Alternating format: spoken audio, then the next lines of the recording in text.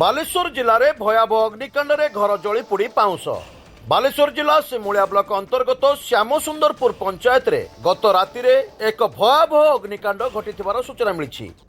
ସେଠାରେ ବାସ କରୁଥିବା ରାମଚନ୍ଦ୍ର ବଳଙ୍କ ଘରେ ହଠାତ୍ ନିଆଁ ଲାଗିଥିଲା ଏବଂ ଅଳ୍ପ ସମୟ ମଧ୍ୟରେ ସମ୍ପୂର୍ଣ୍ଣ ଘରଟି ଜଳି ପୋଡ଼ି ପାଉଁଶ ହୋଇଯାଇଥିଲା।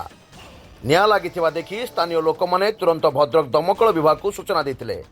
ଖବର ପାଇ ଭଦ୍ରକରୁ 2ଟି ଦମକଳ ବାହିନୀ ଘଟଣାସ୍ଥଳରେ ପହଞ୍ଚି ଦୀର୍ଘ ସମୟ ଚେଷ୍ଟା କରିବା ପରେ ଅଗ୍ନିକୁ ଆୟତ୍ତ କରିଥିଲେ। ପ୍ରାଥମିକ ସୂଚନା ଅନୁଯାୟୀ ନିଆଁ ଲାଗିବାର ସଠିକ୍ କାରଣ ଏପର୍ଯ୍ୟନ୍ତ ଅସ୍ପଷ୍ଟ ରହିଛି। ତଥାପି ଏହି ଅଗ୍ନିକାଣ୍ଡରେ କାହାର ପ୍ରାଣହାନି କିମ୍ବା କାହାର ଆହତ ହୋଇନଥିବାର ସୂଚନା ମିଳିଛି। ହେଲେ ଘରର ଘରୋଇ ସାମଗ୍ରୀ ସମ୍ପୂର୍ଣ୍ଣ ରୂପରେ ଜଳିଯାଇଥିବାରୁ ବହୁତ ଆର୍ଥିକ କ୍ଷତି ହୋଇଥିବାର ଅନୁମାନ କରାଯାଉଛି। ଘଟଣା ପରେ ସମଗ୍ର ଅଞ୍ଚଳରେ ଚିନ୍ତାର ପରିବେଶ ଦେଖାଦେଇଛି।